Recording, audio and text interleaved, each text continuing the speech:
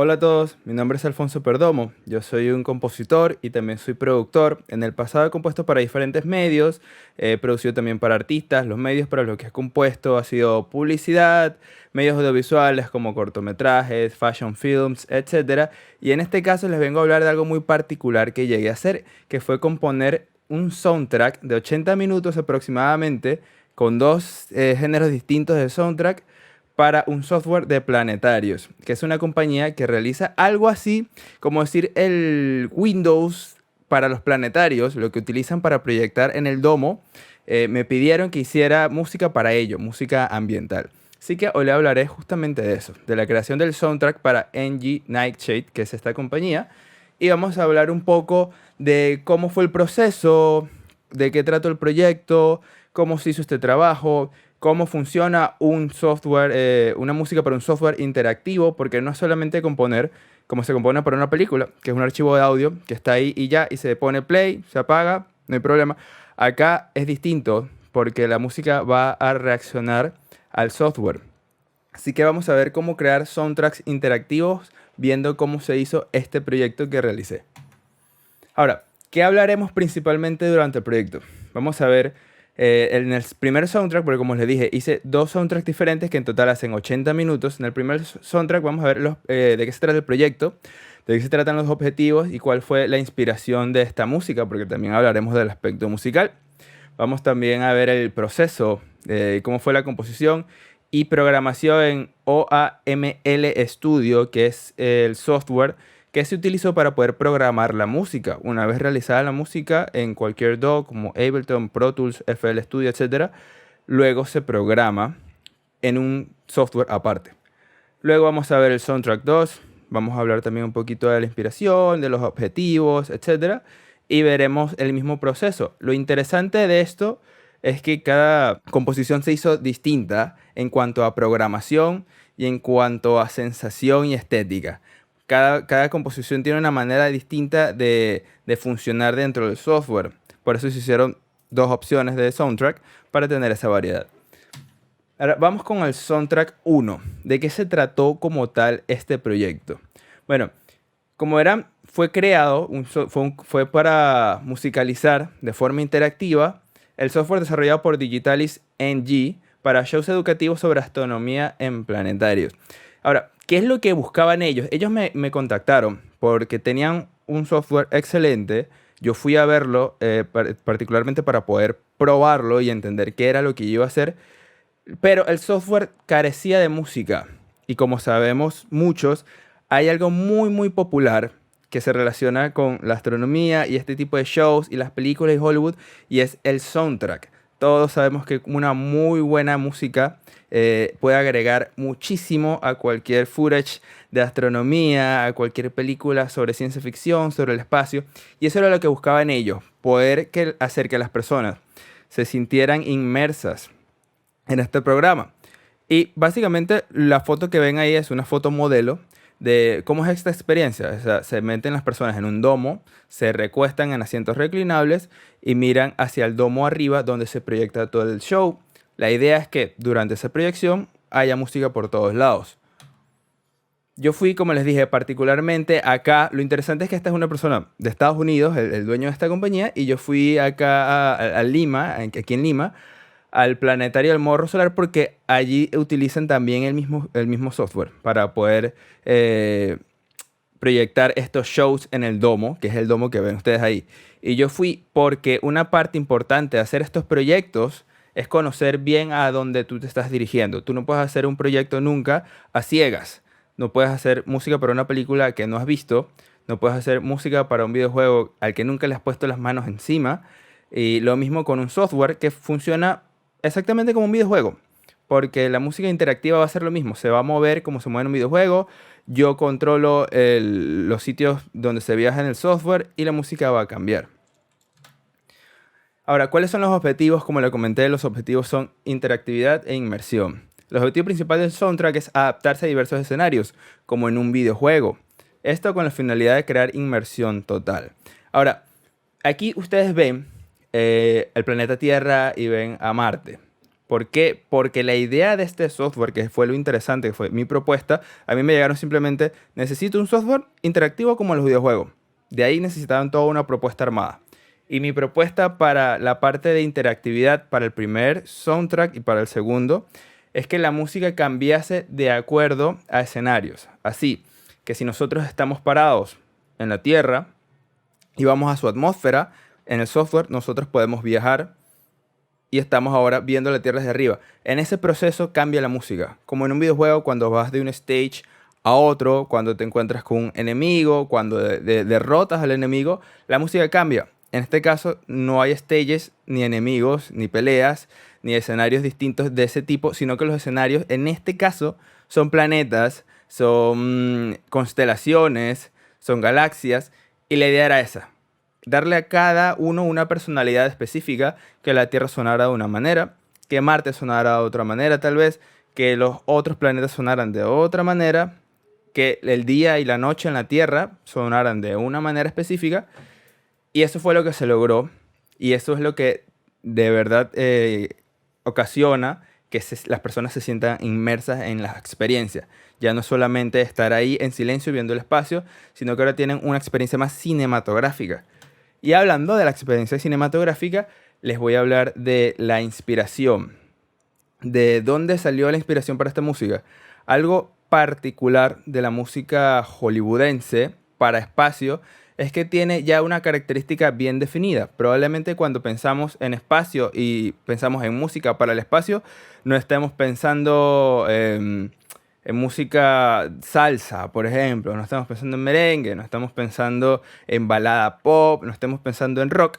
Lo usual es que vamos a estar pensando en música orquestal, con ese colores orquestales, pero combinada con sintetizadores, música estilo Blade Runner. Para quien ha visto esta película, tiene un estilo de música bien definido que definió el estilo de la música para este género, bien futurístico, bien sci-fi, bien cyberpunk, y que tiene que ver mucho con esta idea espacial, con esta idea de viajes espaciales, de ir más allá, del futuro.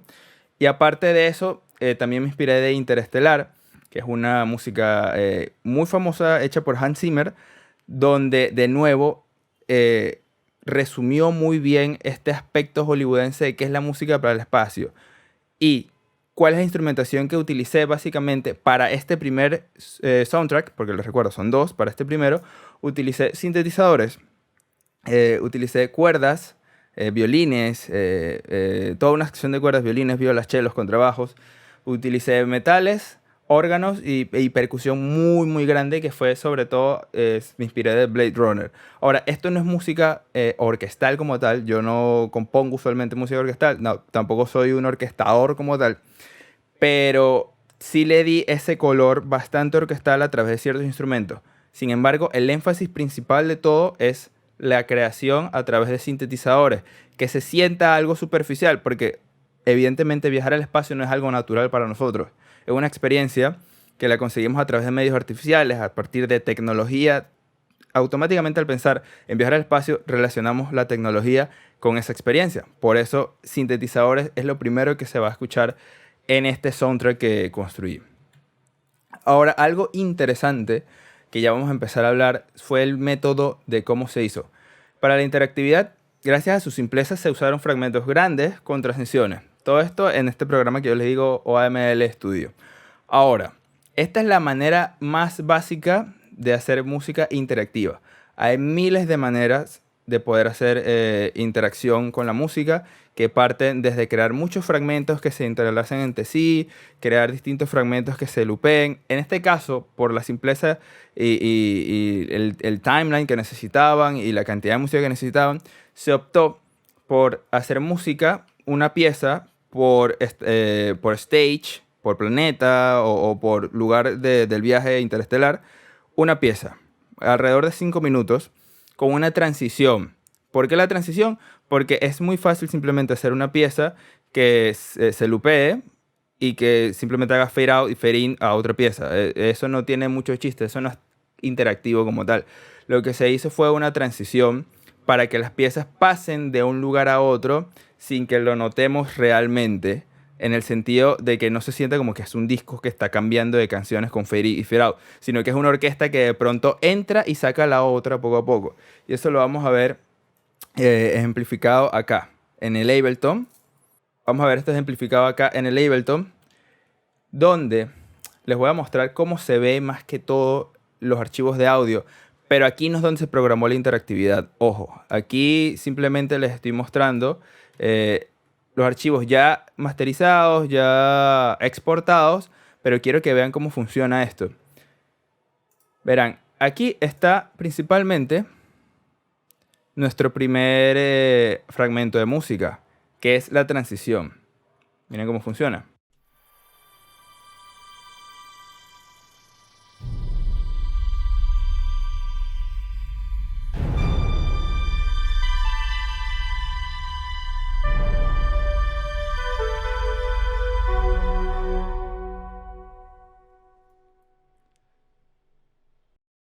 Y termina bien inconclusa. Termina como que faltó algo. ¿Por qué? Porque es una transición.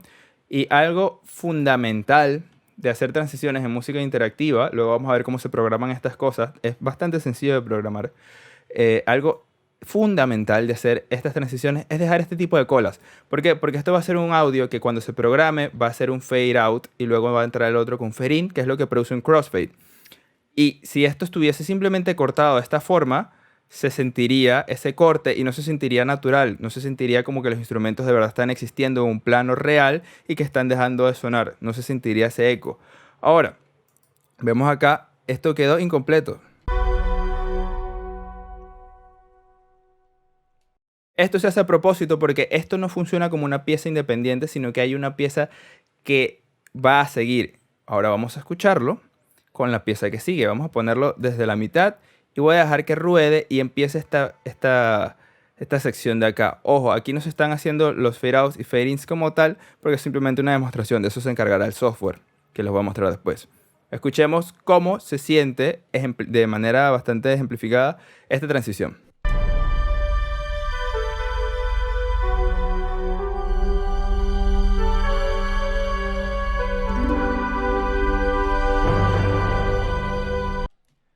Como podrán notar, las notas que acaban en este lado de la música inician perfectamente en este lado de la música. Es una cuestión compositiva. Aquí hay dos aspectos que tenemos que tomar en cuenta. Los aspectos técnicos de cómo se va a manejar esto, cómo lo vamos a programar, y está la parte compositiva que tiene que obedecer a estos aspectos técnicos, porque si no, el tecnicismo no va a funcionar. No va a funcionar toda la tecnología que le metamos si compositivamente no sabemos hacer correctamente una pieza que responda a otra de esta manera. Si ustedes escuchan esta transición, no notan que la música ha cambiado, simplemente sienten que siguió, y esa fue la intención. Al componer música interactiva, tenemos que lograr esto. No podemos dejar que simplemente una música pase a la otra como si fuese un disco dándole forward, sino que la música se sienta conceptualmente unida. Y eso fue lo que se logró. Para esto es muy importante, ahora, tener en cuenta que estos fragmentos se tienen que tratar como música individual. O sea, tienen que tener los mismos BPMs, obviamente tienen que tener la misma tonalidad y tienen que responder armónicamente el uno al otro. Otro aspecto importante de esto es que esto, al ser música que simplemente se va a loopear, porque como les digo, fue la manera más simple de poder hacerlo, pero que fuese eficiente, es que la música no puede terminar como cualquier otra pieza que ya está finalizada, porque esta música en teoría es infinita. Si la persona se quiere quedar 5 horas, un día, una semana, un año o toda su vida dentro del software viendo lo que está viendo, la música debería siempre seguir loopeándose. No puede tener una sensación de terminar. Por eso, compositivamente, de nuevo, lo que hacemos es dejar inconclusa la parte final. Y al exportar, aquí está la parte técnica de la que también les hablo, que hay que tomar en cuenta, dejamos toda una cola bien larga hasta que se desaparezca el audio, igual que en la transición. No puede haber ningún corte muy exacto. Y luego esto se va a loopear. Obviamente, si yo lo loopeo acá, el problema es que al loopear acá, el programa simplemente va a cortar el audio y no va a dejar que se sienta esta cola. De manera de ejemplo, les voy a colocar ahora el audio aparte, como si esto fuese el loop, para que lo puedan entender en la cola. Y luego esto lo vamos a ver en el programa más adelante. Ahora escuchen cómo termina esto.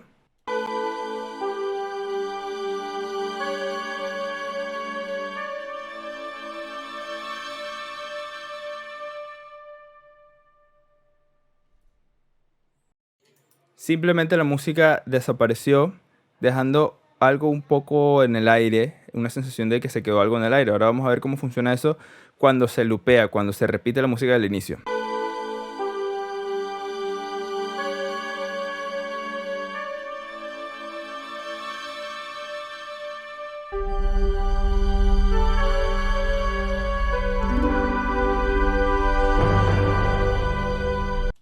Y así la música se vuelve a repetir. De nuevo, esta es la manera más elemental de poder hacer música interactiva y vamos a ver cómo funciona en el campo real, cómo funciona en el software que vamos a utilizar, que es este software que tengo por acá.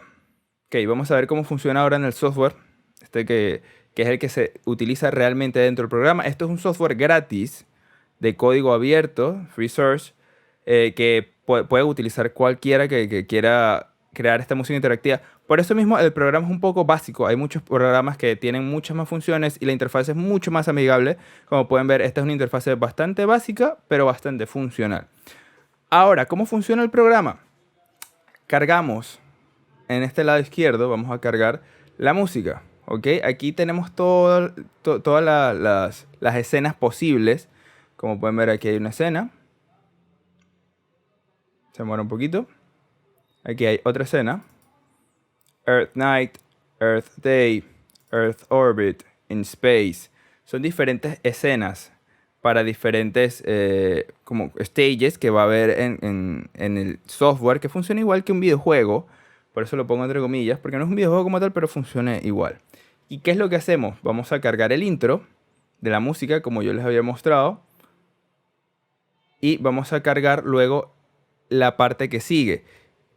Y algo muy importante de esto es que tenemos que configurar correctamente cómo va a funcionar la música acá arriba. Aquí tenemos volume, eso es muy básico, simplemente lo dejamos en 1. Tenemos que poner el número de compases que tiene bars, eso es muy importante. Porque cuando el software diga, ok, ya pasaron tantas barras, ya pasaron tantos compases, es hora de cambiar. Si nosotros ponemos mal las barras, el software va a decir, ok, es hora de cambiar y puede cortar la música o puede cambiarla muy tarde, como que a alguien se le olvidó pasar la música. Tenemos el BPM, que es lo otro muy importante. Si el BPM está mal de la música, todo esto tenemos que tenerlo anotado al momento de programar. Si el BPM está mal, de nuevo, el software va a cambiar la música en un momento incorrecto porque nosotros lo configuramos mal. Y tenemos beats per bar. Esta es una parte muy importante. Porque si hacemos algo en 4/4, muy fácil, ponemos 4 beats per bar, pulsos por compás, y simplemente va a cumplirlo. Ahora, ¿qué pasa si nosotros tenemos 4/4? Y esto me pasó en mi caso. Luego cambié de compás y pude haber cambiado a 3/4 y luego pude haber cambiado a 5/8 porque quería que la música fuese un poco más moderna, no fuese algo tan steady, tan todo el tiempo 4/4, 4/4. Y sí hice cambios de compases. Aquí tienen que tener algo muy en cuenta. Esto no lo toma en cuenta el programa. El programa no sabe de cambios de compases. Si eso pasa, lo que van a tener que hacer es calcular cuántos pulsos realmente tiene toda la pieza como tal. Por ejemplo, si yo tengo 4/4 y luego cambio a 3/4, voy a tener que decirle que hay un pulso por compás y que en total tiene la pieza 4 más 3/4 que puse, que tiene 7. ¿Sí me entienden? O sea, no va a poder simplemente reconocer la cantidad de compases con cambios, sino que van a tener que cada compás es un pulso porque no puede captar esos cambios. Eso es muy importante que lo tengan en cuenta. Van a tener que hacer esos cambios así. Ahora, vamos a ver cómo se escucha la música. Es que está sonando algo. Vamos a suponer que estamos ahorita en la órbita de la Tierra y vamos a ir a otro lugar.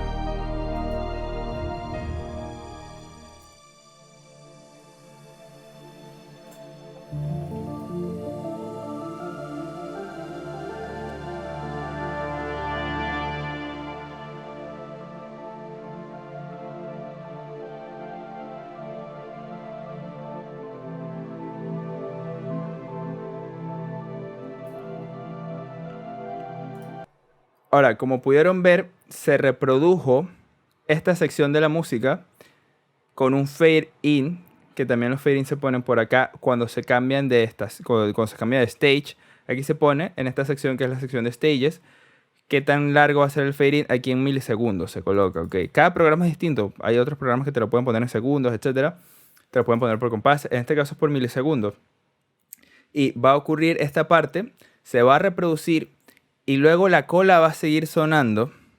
Si se fijan acá, cuando lo paré, miren, está reproduciendo in space current audio. Este dice current audio equal in space track. Y te dice la posición en probablemente milisegundos donde está, que es este in space, traveling in space, ¿correcto? Ahora, miren acá, dice tail audio. Sigue reproduciendo la cola de este audio todavía. Esto no se ha ido. ¿Por qué? Porque queremos de nuevo esto que les expliqué en el otro programa, que esa cola siga sonando para que se sienta natural, porque si no se va a sentir un corte, se va a sentir un vacío que llega de la nada y eso no puede suceder.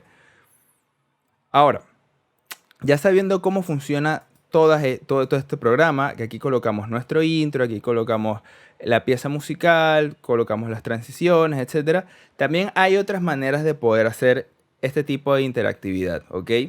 No solamente esta forma, como les digo, es la más elemental, también podemos hacerlo de otra manera, que eso es lo que les voy a comentar en el Soundtrack 2. Como dato adicional, fíjense este pequeño documento que yo envié, es un simple Word.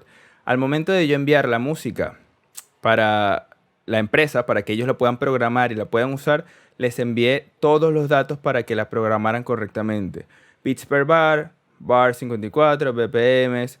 ¿Por qué? Porque probablemente ellos no son músicos, así que van a necesitar esta información específica para que sepan cómo coordinar la música de forma correcta. Ahora vamos a hablar del Soundtrack 2. Aquí se trató básicamente de lo mismo, de lo anterior, de crear un ambiente inmerso, de crear un ambiente más cinematográfico, pero como esto es un segundo soundtrack, el programa tiene la opción de poder escoger qué soundtrack vas a querer, como no es algo tan común en los videojuegos siempre tienen el mismo soundtrack, no te dan la opción de escoger, pero el programa este sí te lo da a escoger.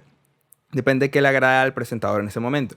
Y para este segundo soundtrack se utilizó una inspiración distinta. Se tomó como referencia la música ambiental de Brian Eno y Chords of Orion, que sonoramente se centró en instrumentos de cuerda, pero no de cuerda frotada como los orquestales, como el violín, etcétera, sino guitarras, charangos, cuerdas pulsadas, bajos eléctricos. Y esto es un soundtrack que es mucho más, ¿cómo decirlo? Se siente más a cuerda, se siente más guitarrístico. También se usaron bastantes charangos para esto. Así que voy a mostrarles el Soundtrack 2 en este momento. Y lo interesante es que acá se utilizó un método distinto. Ya para interactividad se utilizaron distintos fragmentos más cortos de unos cuantos segundos, donde cada fragmento se intercala con otro. Y esto va a producir que la música nunca sea igual. ¿Por qué? Porque se van a hacer al azar. Vamos a suponer que tenemos 5 fragmentos acá. Ahorita lo vamos a ver. Primero se reproduce uno, luego se reproduce otro, luego se reproduce de repente el del medio, luego el del final, luego otra es el primero. ¿Y qué es lo que hace esto? Que la música nunca sea igual. Que la música siempre esté sonando de manera distinta y así no se siente ningún tipo de loop. Esto es como que el segundo nivel de hacer música interactiva. Esto es como que ir un poquito más allá. De todas maneras, como les digo, queda mucho más camino de música interactiva, queda muchos más métodos, pero este es otro método que suele ser efectivo y este es aún más utilizado en los videojuegos. Es más común que se encuentren con este tipo de métodos. Así que vamos a ver cómo se ve en el software. Aquí ya ha cargado el programa y podemos ver que se ve distinto a como se veía en la sesión anterior de este software. Vemos que ya no hay un intro como tal. ¿Por qué no hay un intro? Porque no me interesó particularmente hacer un intro en este tipo de música interactiva, porque ya de por sí la música iba a cambiar todo el tiempo. Así que realmente el intro no hacía falta. Supongamos que cambiamos de la Tierra al espacio exterior y puede ser que en esa transición ocurra que se reproduzca este fragmento o se reproduzca el tercero o el segundo, etcétera. Como hay tanta variedad, en este caso, para mí, prescindí del intro. Obviamente el compositor es libre de hacer un intro si lo quiere, pero para mí simplemente bastó con esto. ¿Y cómo funciona esto? Funciona de nuevo de la misma manera, pero el programa ya automáticamente te va a hacer que se reproduzcan estas cosas al azar, porque así es que suele suceder cuando colocas varios fragmentos en la programación de videojuegos, de música para videojuegos. Así que vamos a ver qué es lo que sucede cuando le damos play a esto. Y algo importante acá ya se van a utilizar más crossfades en esta parte. Un crossfade in, que puede ser de 100 de 100 milisegundos, algo muy corto. Y crossfade out no voy a utilizar, perdón, fade out no voy a utilizar porque fíjense que ya de por sí tiene una cola que se va desapareciendo. Lo que más me interesa es el crossfade, que es qué tanto los va a intercalar entre sí. Cuánta duración va a tener esta intercalación. Porque si están intercalados de esta manera, va a ser más largo el tiempo que estén intercalados que esto. Eso es muy importante para que no se noten los cambios. Ahora vamos a ver qué pasa si yo le doy play a esto.